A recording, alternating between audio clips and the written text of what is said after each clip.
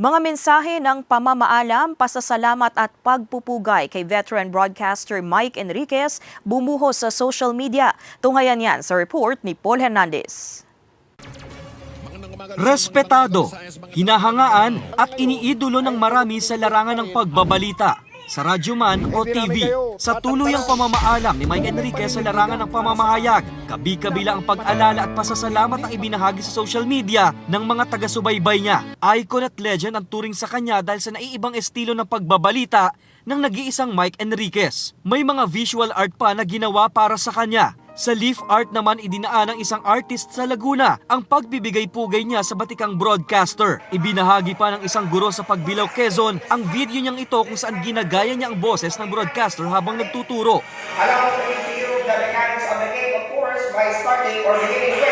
Nagagaya naman po natin si Sir Mike Enriquez, so why not po gamitin ko po yung technique na yon para maituro po yung propaganda technique since ang pagtuturo po ng propaganda techniques. Kwento ni Teacher Kel, malaki raw ang naging impluwensya ni Mike Enriquez sa kanya. Ang pag-impersonate niya sa tinitingalang media personality, nakadaragdag daw ng excitement sa pagtuturo niya. Pinag-usayan po niyang mabuti sa loob po ng maraming dekada.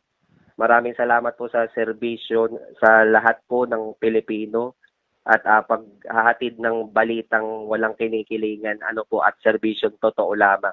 Para kay Teacher Kel at sa marami pang tagahanga ng dekalibreng pagbabalita ni Mike Enriquez, mananatiling buhay ang boses niya kung pag-uusapan ang broadcasting.